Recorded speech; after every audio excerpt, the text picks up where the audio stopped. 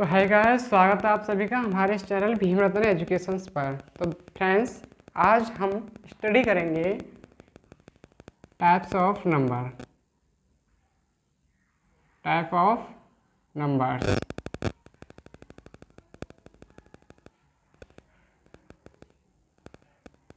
आज हम पढ़ने वाले हैं टाइप ऑफ नंबर्स यानी संख्याओं के प्रकार।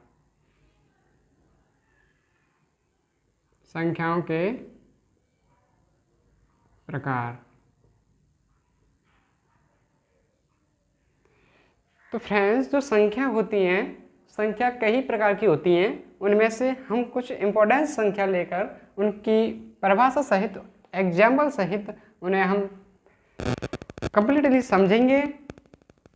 तो फिर फ्रेंड्स, चलो स्टार्ट करते हैं। तो हमारी जो सबसे पहली संख्या है, वो हमारी सबसे पहली संख्या है सम संख्या। क्या है? सम संख्या। सम संख्या को इंग्लिश में क्या कहते हैं? Even number.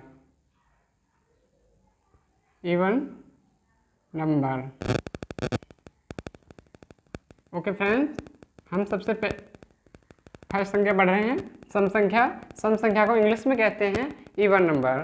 तो इसकी जो परिभाषा है, आप कैसे दोगे इसे? तो इसमें लिखो, इसमें लिखना होगा आपको कि जो संख्या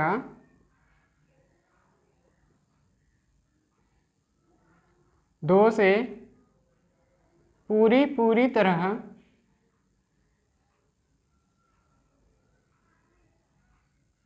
विभाजित हो जाती है,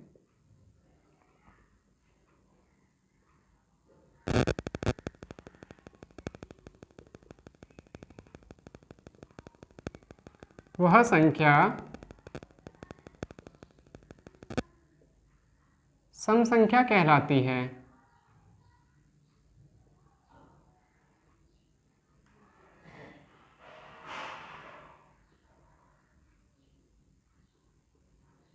ठीक है फ्रेंड्स, जो संख्या दो से पूरी तरह विभाजित हो जाती है, वह संख्या सम संख्या कहलाती है। इसके जैसे एग्जाम्पल लोगे तो कैसे कहोगे? जैसे 4 ले लिया। 4 में 2 से डिवाइड दोगे तो 2 बार चला जाएगा। पूरा गया? हाँ गया। तो ये जो 4 है, कैसी संख्या है? सम संख्या है। या फिर 8 ले लो। 8 में 2 से डिवाइड दोगे तो जाएगा। कितनी बार? 4 बार। ये भी सम संख्या है। इसी प्रकार जो जिन संख्या में 2 से पूरी तरह भाग चला जाता है, वह संख्या सम संख्या कहलाती है। तो इसकी जो पहचान कैसे करोगे? पहचान के लिए आप लिखोगे कि जिस संख्या का इकाई अंक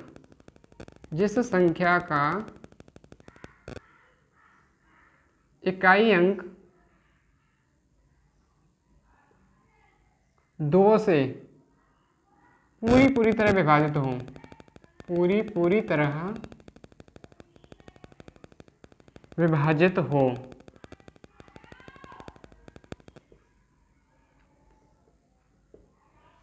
कितनी भी बड़ी संख्या ले लो, कितनी भी बड़ी हो, अगर उस संख्या का इकाई अंक 2 से पूरी तरह विभाजित होता है तो वह संख्या सम संख्या होती है फ्रेंड्स। जैसे इसमें भी एग्जांपल लेके चलोगे, जैसे होगा, जैसे हमने इतनी बड़ी संख्या ले लें, अब इसमें 2 से डिवाइड दो के देखोगे क्या ये सम संख्या है कि नहीं है? नहीं फ्रेंड्स, इसका सबसे पहले फर्स्ट डिजिट यानी इकाई का अंक देखोगे, क्या है? 2 है। इसमें 2 से डिवाइड दोगे, 2 से डिवाइड जा रहा है एक बार, तो यह संख्या सम संख्या है।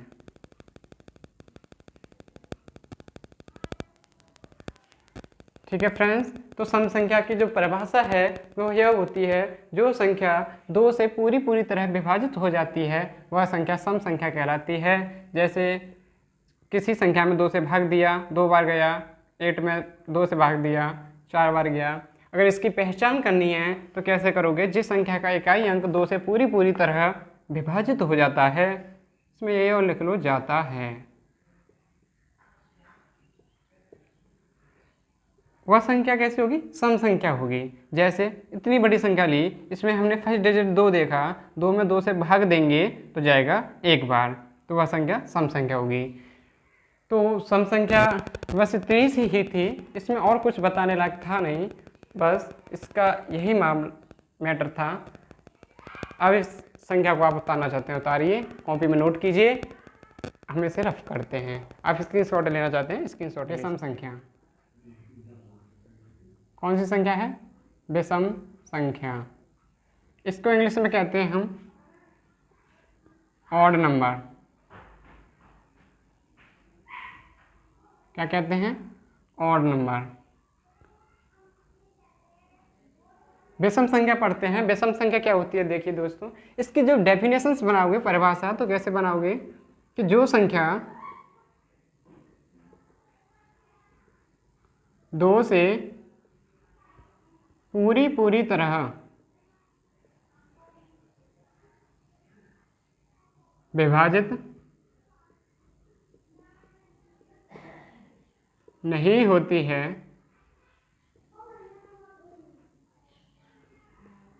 वह संख्या विषम संख्या कहलाती है। सॉरी फ्रेंड्स,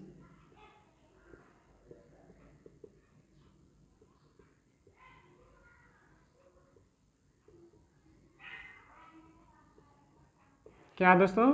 जो संख्या 2 से पूरी तरह विभाजित नहीं होती है, वह संख्या विषम संख्या कहलाती है। अब जिसका एग्जाम्पल लोगे, जैसे हमने ले लिया 13। 13 में 2 से डिवाइड दोगे तो जाएगा? नहीं जाएगा। 2 छक्के 12, फिर भी एक शेष रह जाएगा, इसमें डिवाइड नहीं जाता, नहीं जा रहा, तो यह संख्या विषम संख्या है। यही संख्या है विषम संख्या है, क्योंकि इसमें 2 से भाग नहीं जाता है। 13 में 2 से भाग नहीं जा रहा, इसकी पहचान कैसे करोगे? इसकी पहचान करने के लिए वही काम हम क्या ढूंढेंगे? इकाई का अंक देखेंगे। क्या देखेंगे? इकाई का अंक। यदि इकाई का अंक 2 से विभाजित होता है तो वह पूरी संख्या सम संख्या होती है। अगर इसमें इकाई का अंक 2 से विभाजित नहीं होता है तो वह संख्या विषम संख्या होती है।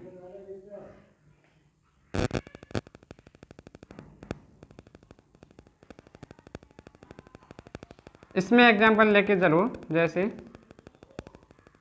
56 3 563 ले लिया, इसका इकाई का अंक क्या है? 3 है। इसमें 2 से भाग दोगे तो जाएगा? 2 एकम 2, 2 दूनी 4, नहीं जा रहा, तो ये विषम संख्या है। ठीक है, विषम संख्या दोबारा से समझ लेते हैं। जो संख्या 2 से पूरी तरह विभाजित नहीं होती है, वह संख्या विषम संख्या कहलाती है। जैसे 13 में 2 से भाग दिया, नहीं जा रहा, तो विषम संख्या होगी। पहचान करने के लिए सबसे पहले हम इकाई का अंक देखेंगे। इकाई का अंक यदि विषम संख्या होती है, कब? जब इकाई के अंक में 2 से भाग नहीं जाता है। ठीक है, अब इस संख्या को तीसरी संख्या की तरफ चलते हैं। हमारी जो तीसरी संख्या है हमारी, वह संख्या है हमारी तीसरी है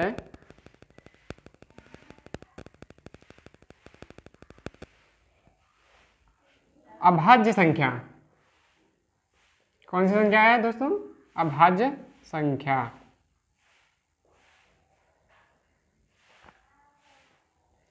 इसे इंग्लिश में कहते हैं प्राइम नंबर।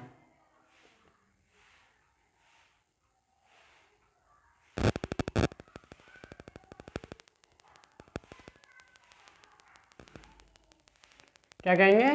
Prime number. तो अभाज्य संख्या वह संख्या, इसकी डेफिनेशन लिखो। अभाज्य संख्या वो इसे कहते हैं जिसके कोई गुणनखंड नहीं हो। लिखो, जिस संख्या में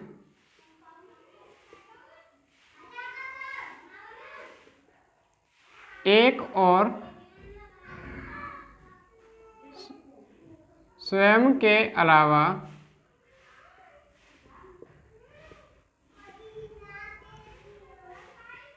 किसी और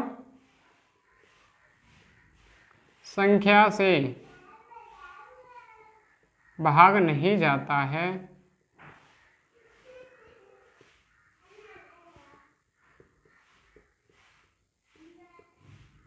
वह संख्या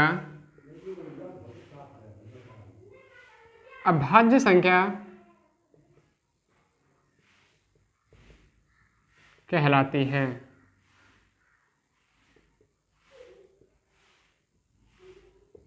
ओके गाइस, जिस संख्या में एक और स्वयं के अलावा किसी और संख्या से भाग नहीं जाता है वह संख्या अभाज्य संख्या कहलाती है। जैसे लिखोगे,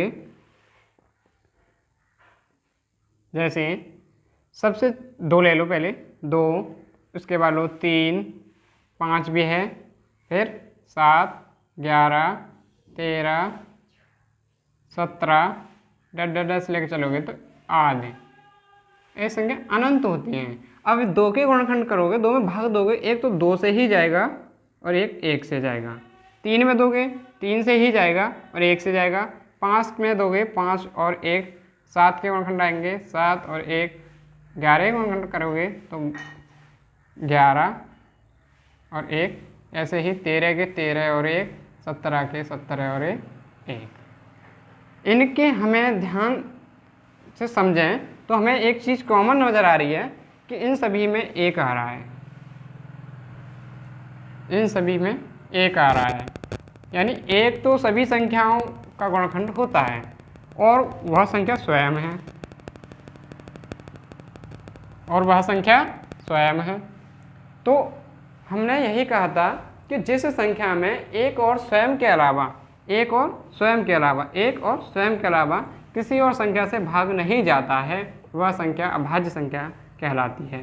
तो यह होती है अभाज्य संख्या। तो एक नोट और लिख लें, इसमें नोट करके और लिख लें कि सबसे छोटी अभाज्य संख्या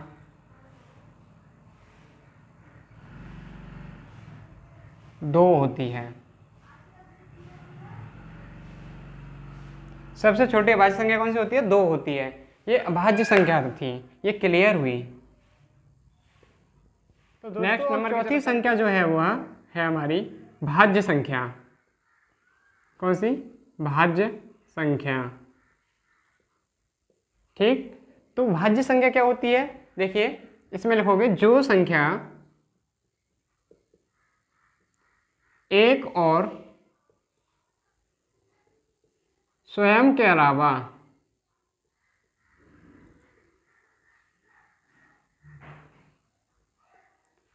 किसी और संख्या से भी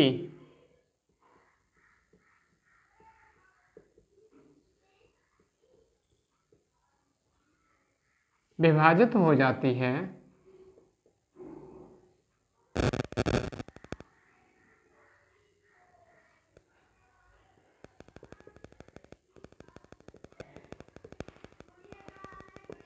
वह संख्या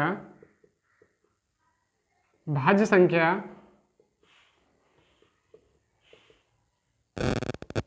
कहलाती है। क्या है दोस्तों, क्या करिए डेफिनेशन देखिए, जो संख्या एक और स्वयं के अलावा किसी और संख्या से भी विभाजित हो जाती है वह संख्या भाज्य संख्या कहलाती है। इसमें लिखोगे एग्जाम्पल में, जैसे उदाहरण लो, हमने ले लिया 4 में एक तो 4 से भाग जाएगा, एक 1 से चला जाएगा, एक 2 से चला जाएगा। एक तो 4 से जा रहा है, स्वयं से जा रहा है, 1 से जा रहा है, तो 2 से भी तो जा रहा है, इसके गुणनखंड हो रहे हैं ना, तो यह संख्या भाज्य संख्या होगी। और 4 के बाद ले लोगे तो 6 ले लो, 6 में चला जाएगा, 6 से चला जाएगा, 1 से चला जाएगा, 3 से चला जाएगा और 2 से चला जाएगा। ये कैसे गुणनखंड हो रहे हैं? तो मतलब ये भी संख्या कैसी है? भाज्य है। तो भाज्य संख्या वही संख्या होती है जिसके गुणनखंड हो सकें। ठीक है, तो इसमें भी एक नोट करके लिखोगे कि सबसे छोटी भाज्य संख्या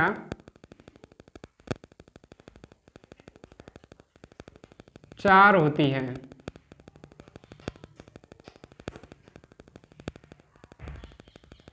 सबसे छोटी भाज्य संख्या 4 होती है। चलो तो इसे नोट कीजिए। हम अगला नंबर है वो है 5वां। क्या था? प्राकृतिक संख्या। अब जो नंबर आया है प्राकृतिक संख्या, क्या कहते हैं इसे इंग्लिश में जरा? Natural number.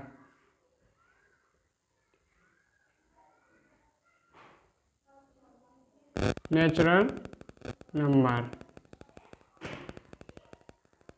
ठीक है, प्राकृतिक संख्या। इसकी परिभाषा कैसे लिखोगे? इसमें लिखोगे प्राकृतिक संख्या होती क्या है? जो संख्या एक से शुरू होती हैं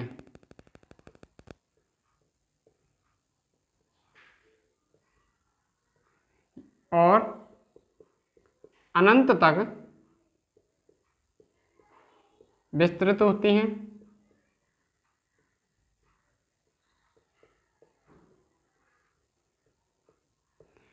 वह संख्या प्राकृतिक संख्या होती है। ये तो डेफिनेशन नंबर 1 डालो इसे, और डेफिनेशन इसकी दूसरी भी लिखोगे तो कैसे लिखोगे? इसमें लिखो या जिन संख्याओं की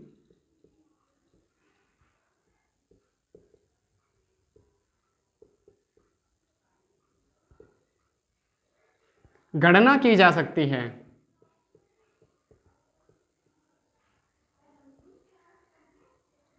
जिन संख्याओं की गणना की जा सकती है,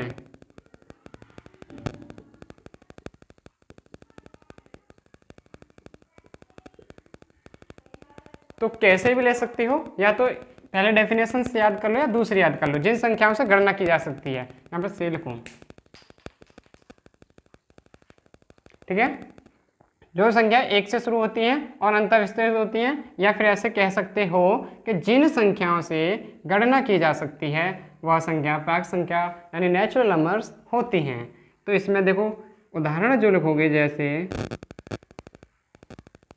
वह एक से स्टार्ट होती हैं और अनंत तक जाती हैं, 2 3 4 5 6 7 10 आदि। या फिर ऐसे आधा ना लिख के ऐसे बना लिया करो, ये होता है अनंत का चिन्ह। क्या? अनंत, ठीक है, इसे कहते हैं हम अनंत। ये उल्टी आठी का ही जैसा बनता है। तो प्राकृतिक संख्या नेचुरल नंबर्स क्लियर है। जो संख्या एक से शुरू होती हैं और अंत तक विस्तृत होती हैं, ये सभी संख्या कैसी हैं? धनात्मक। कैसी हैं? धनात्मक, ठीक है। धनात्मक संख्या होती हैं नेचुरल नंबर्स। प्राकृतिक संख्या जो संख्या एक से शुरू होती हैं और अनंत तक विस्तृत होती हैं।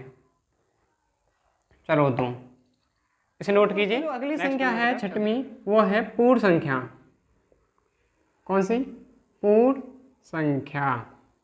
इसे इंग्लिश में कहते हैं होल नंबर।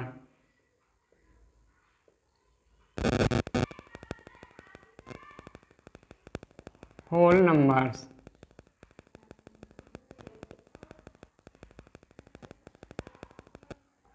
अब कौन संख्या आ रही है? पूर्ण संख्या यानी होल नंबर्स। अब होल नंबर क्या होता है? पूर्ण संख्या क्या है? देखिए, जो इसमें लिखोगे जो संख्या 0 से स्टार्ट होती है, 0 से शुरू होती हैं, नंबर्स करो इन्हें। जो संख्या 0 से शुरू होती हैं वह संख्या, इसमें एक लाइन और लिख लो, और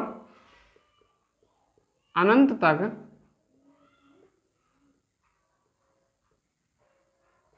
विस्तृत होती हैं।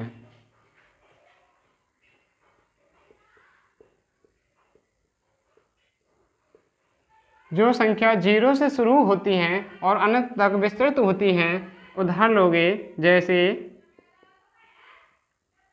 0 1 2 3 4 5 10 अनंत तक। या फिर इसकी इससे तो पहला नंबर डेफिनेशन दे दो, दूसरी बनाओगे तो कैसे बनाओगे? दूसरी डेफिनेशंस कैसे बनाओगे? देखिए फ्रेंड्स, दूसरी डेफिनेशंस बड़ी सिंपल है। यदि प्राकृतिक संख्याओं के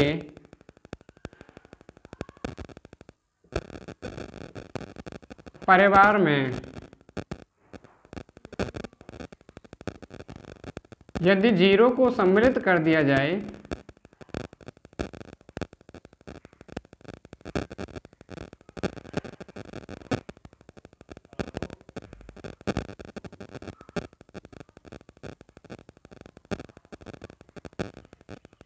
तो वह संख्या पूर्ण संख्या कहलाती है।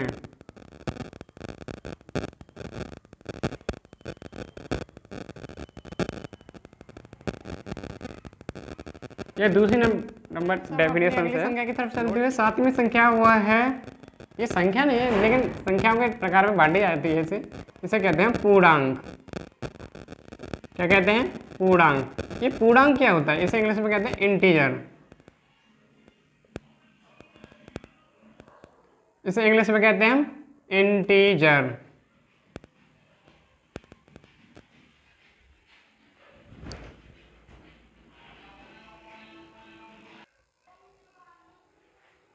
तो इसकी डेफिनेशंस में आप क्या लिखोगे? इसकी डेफिनेशंस में लिखोगे आप ऐसी संख्याएं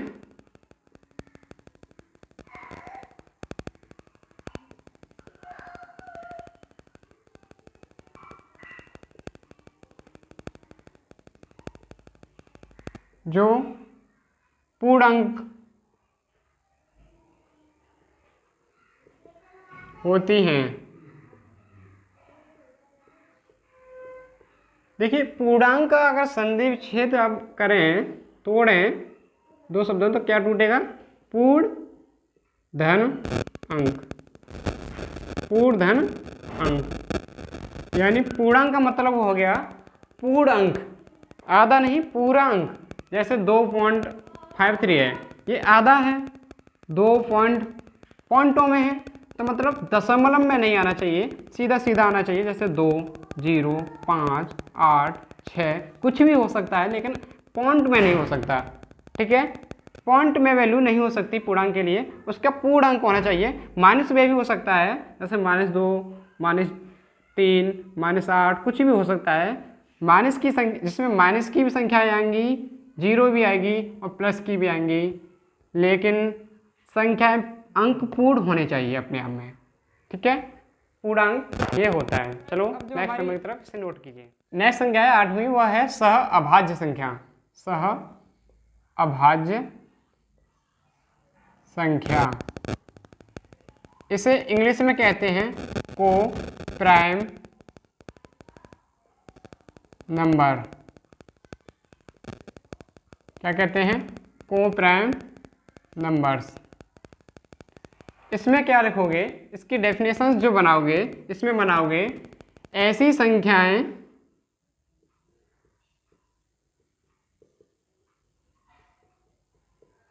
जिनका महत्तम समापवर्तक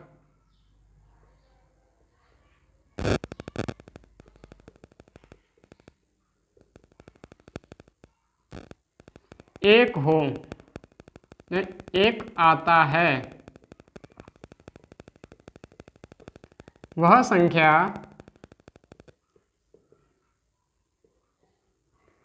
सह अभाज्य संख्या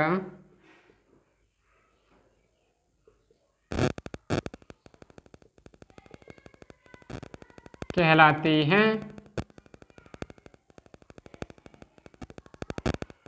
जैसे लोगे एग्जाम्पल में, जैसे 3 और 5 ले लो, 3 और 5 ले लिया मैंने। 3 और 5, अगर मैं इन संख्याओं के गुणनखंड करूं तो इसके होंगे 3 और 1, इसके होंगे 5 और 1, यानी इनका अगर अब मासा निकाला जाए, एचसीएफ निकाला जाए तो इनमें एक कॉमन आ रहा है, यानी जिनका एचसीएफ कितना निकल के आएगा? 1। तो ये दोनों संख्या कैसी हो जाएंगी? सह अभाज्य संख्या। अगर देखा जाए तो यह सहभाज्य संख्या होंगी। जो संख्या अभाज्य संख्या होती हैं वह संख्या सहभाज्य भी होती हैं। दिखाई दे रहा है? जो संख्या अभाज्य संख्या होती हैं वह सहभाज्य भी होती हैं। ठीक है, सह अभाज्य संख्या भी होंगी। तो सहभाज्य संख्या को दोबारा से रिपीट करोगे तो कैसे करोगे? ऐसी संख्याएं जिनका महत्तम समापवर्तक 1 आता है वह संख्या सहभाज्य संख्या कहलाती हैं। जैसे अगर 3 और 11 भी ले सकते हो, 3 और 11 का एलसीएम लगाओगे, 1 और 3 करेगा, इनके गुणनखंड करोगे तो 1 × 11 लिख लेंगे, इनमें भी एक कॉमन आ रहा है, तो HCF 1 होगा। ठीक है, तो ऐसी संख्याओं का महत्तम समाहारता एक आता है, वह संख्या सहभाज्य संख्या कहलाती है। चलो अगली संख्या परिमेय संख्या की तरफ। ये संख्या नौवीं है, परिमेय संख्या रेशनल नंबर। तो इसकी डेफिनेशंस में लिखोगे, जो संख्या P/Q के रूप में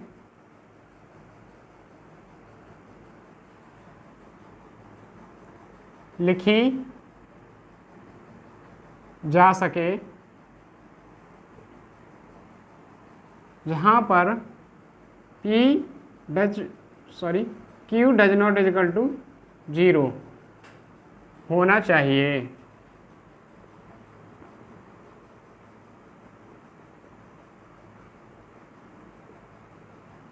इसमें एक लाइन और बढ़ा लो, और जहाँ पर और P और Q, जहाँ लोगों इसे, जहाँ P और Q दोनों पूर्णांक होने चाहिए।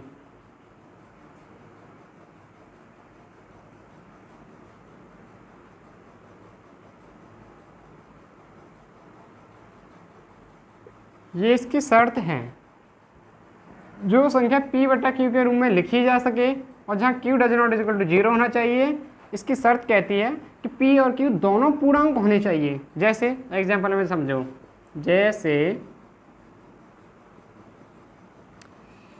हम संख्या ले लेते हैं 3/5। इसमें देखोगे हर 0 तो नहीं है। तो अब देखोगे अंश कैसा है, पूर्णांक है, हाँ है। हर देखोगे पूर्णांक है, हाँ है। अंश और हर दोनों पूर्णांक हैं, तो फिर ये परिमेय संख्या हो जाएगी, क्योंकि इसमें हर 0 नहीं है।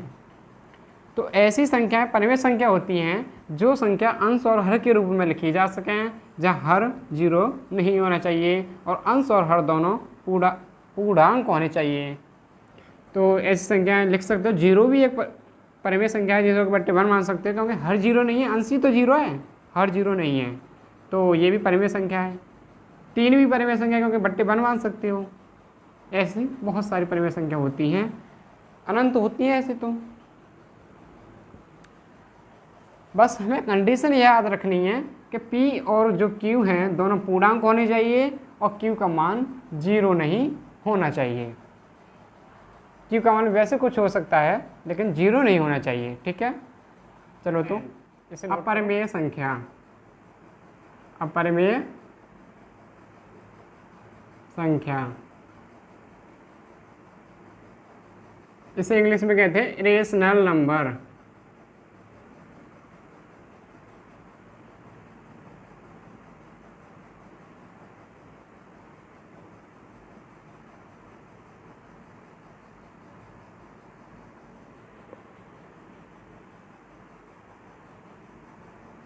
डेफिनेशंस कैसे बनाओगे, देखिए। अब अपरिमेय संख्या क्या होती है, इसकी डेफिनेशन से लिखोगे, जो संख्या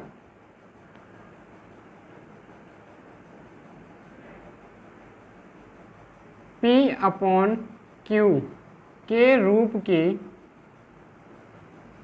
रूप में नहीं लिखी जा सके,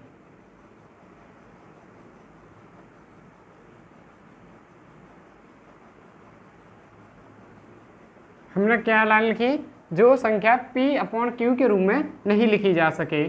तो अब आप सोचोगे भाई ऐसी कौन सी संख्या है जो P/Q के रूप में नहीं लिखी जा सके।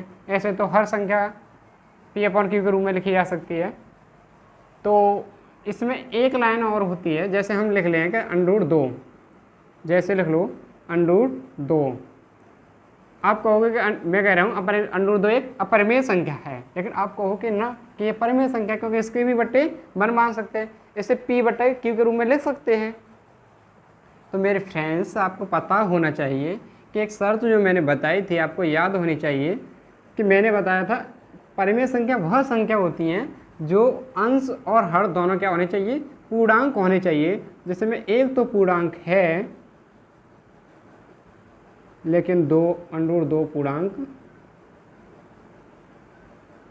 नहीं है। क्या मैंने आपको जब पूर्णांक पढ़ाया था क्या ये बताया था कि अंडर दो पूर्णांक है? नहीं, उसमें माइनस की संख्या आती थी, जीरो आती थी और धनात्मक संख्या आती थी, वह होता था पूर्णांक। लेकिन अंडूर की संख्या कभी पूर्णांक नहीं होती है।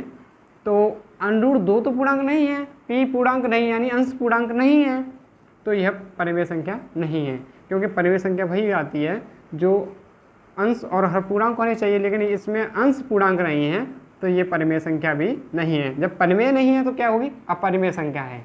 जो अब हमें ध्यान आ रहा है कि जितनी भी अंडूर की संख्याएं होंगी, और ये भी मत कह देना कि जितनी भी अंडूर की संख्याएं वो सभी अपरिमेय होंगी। जब जैसे अंडूर 4 है, अंडूर 4 अपरिमेय होगी? नहीं, क्योंकि इसका तो वर्गमूल 2 होता है, तो 2 तो परिमेय होती है, इसके अंश और दोनों पूर्णांक हैं, तो ये तो परिमेय होगी। तो ये मत कहना कि सारी अंडूर की संख्याएं अपरिमेय होती हैं। अंडूर की ऐसी संख्याएं जो पूर्ण वर्ग नहीं होती हैं, ठीक है, ऐसी संख्याएं, अंडूर में ऐसी संख्याएं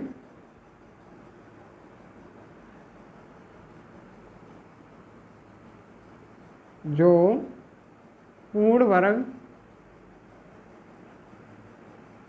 नहीं होती हैं, वह संख्या होती हैं अपरिमेय। अब फ्रेंड्स, तो मुझे उम्मीद है आपको यह संख्या समझ में आई होगी। अपरिमेय संख्या क्या होती है?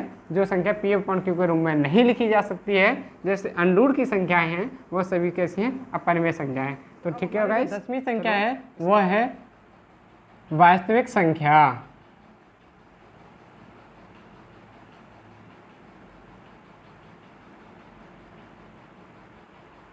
इंग्लिश में कहते हैं रियल नंबर।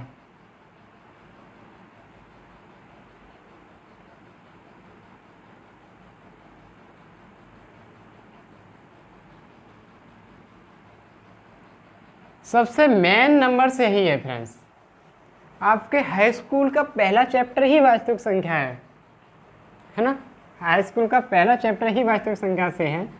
तो मैंने इन्हीं संख्याओं को 9th में, वैसे 9th में क्लास में कराई जाती है संख्या, लेकिन मैंने अभी कराई हैं, तो मैंने ये संख्या आपके गणित में काम आएंगी इसलिए कराई हैं। तो आज की जो फाइनल संख्या है वो है वास्तविक संख्या यानी रियल नंबर्स। आज हम इसको भी कवर कर लेते हैं। चलो तो देखिए इसकी डेफिनेशन कैसे बनाएंगे। भाई जो संख्या, सबसे पहले मैं बता दूं कि जो वास्तविक संख्या होती है ना, वास्तविक संख्या का मतलब वास्तव में होती है संख्याएं। आज तक आपने जितनी भी संख्या पढ़ी है ना, वो सभी वास्तविक हैं। आज तक आपने जितनी भी संख्या पढ़ी हैं वह सभी संख्या वास्तविक ही होती हैं।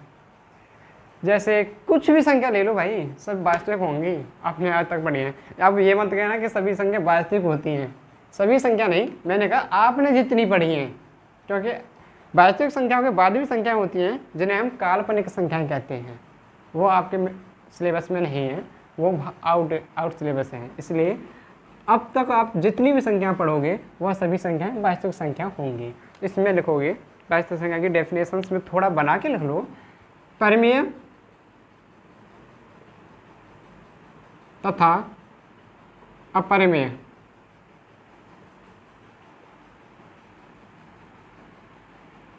संख्याओं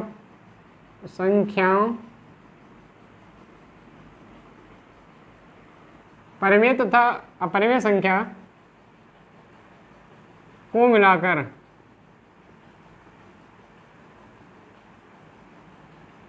वास्तविक संख्या बनती हैं। वास्तविक संख्या प्राप्त होती है।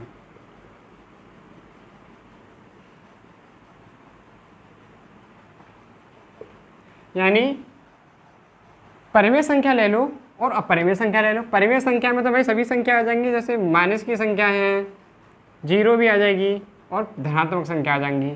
तो यानी ये पूर्णांक तो क्लियर हो ही गए ना, किसमें? परिमेय में। अपरिमेय में जो अंडूर की संख्या होती है ना, अंडूर की, वो भी क्लियर हो जाएंगी किसमें? अपरिमेय में।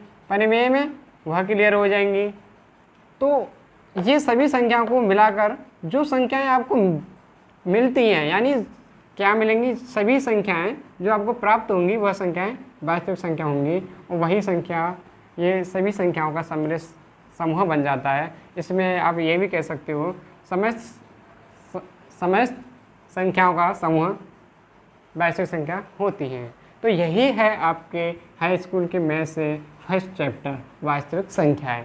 यानी अब तक जितनी भी आपने संख्याएं पढ़ी हैं उन सभी संख्याओं का समूह, उन सभी संख्याओं के बारे में ये पहला चैप्टर बताया गया है, जिसमें परिमेय संख्या आएंगी और अपरिमेय संख्या आएंगी। ठीक है फ्रेंड्स, तो मैं आशा करता हूँ आपको यह संख्या भी अच्छी तरह से समझ में आ चुकी होगी। तो फ्रेंड्स, अगर आपको हमारी वीडियो अच्छी लगी हो तो हमारी वीडियो को लाइक करें, शेयर करें एंड सब्सक्राइब करें, और अपने फ्रेंड्स को ज़्यादा से ज़्यादा शेयर करें। तो गाइस, अगर हमारी वीडियो में आपको कुछ कमी महसूस लगी हो तो नीचे कमेंट बॉक्स है, उसमें कमेंट करें। आप कमेंट करोगे तो हम आपकी कमेंट को पढ़कर उसका रिप्लाई करेंगे और जवाब देंगे। कि हमें भी, आप कमेंट करोगे तो हमें भी नोटिफिकेशन मिलती है कि आप हमारी वीडियो जो बनाई जा रही हैं, क्या हमारी वीडियो सही बन रही है या गलत बन रही है। आप कमेंट करोगे तो हम उन वीडियो में सुधार भी करेंगे। तो फ्रेंड्स, आज के हमारा टॉपिक यही समाप्त होता है, और कल हम पढ़ेंगे वास्तविक संख्याओं के बारे में, और कल से हमारा पहला चैप्टर स्टार्ट हो जाएगा। तो आप इस सभी संख्या को नोट कीजिए और याद कीजिए। तो कल से मिलते हैं फ्रेंड्स। चलो, ओके, धन्यवाद।